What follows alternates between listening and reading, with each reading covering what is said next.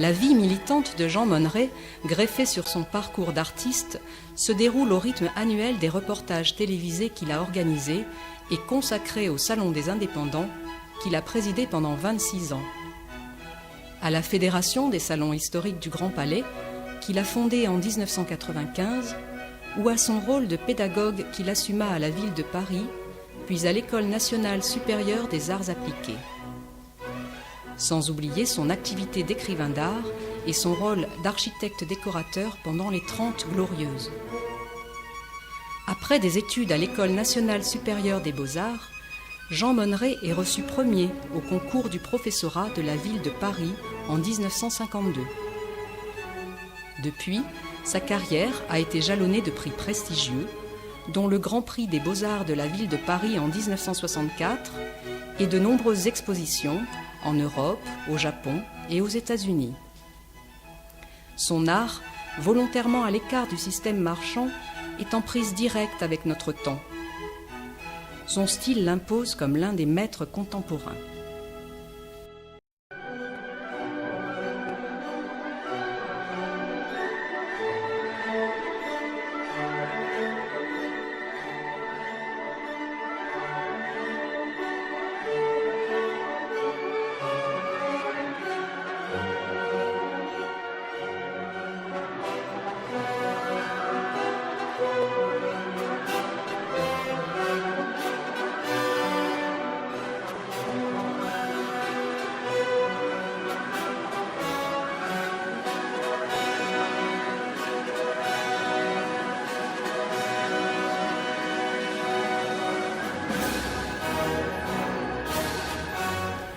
L'action de Monneray à la présidence du Salon des Indépendants s'est soldée par une fréquentation du public passée de 5 000 visiteurs à son accession en 1976 à 75 000 visiteurs en 1993 avec le triomphe du trompe-l'œil. Et une pointe à 130 000 visiteurs en 1985 avec l'exposition de la Bible à nos jours, inaugurée par François Mitterrand, président de la République.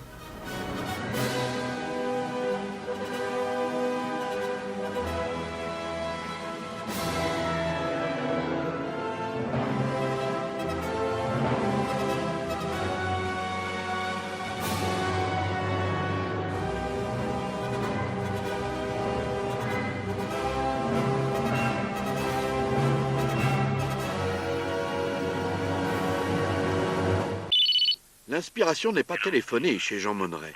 Refusant les clonages, manipulations, uniformisations, Monneray est surtout un témoin de son temps, avec ses éruptions tragiques et ses courages exemplaires. Monneray était monté au 73e étage d'un mécano titanesque, le chantier des tours jumelles de New York. J'étais témoin du monde qui se construisait sous nos yeux et dans lequel nous vivons aujourd'hui. Mais c'est il y a 40 ans, même 50 quelquefois. Donc cette vision un peu futuriste, visionnaire, ce sont des jeunes qui me le disent. Volute circulatoire en 3 dimensions. Construction de l'échangeur de la porte de la Chapelle à Paris, goût du monumental au dessin fouillé.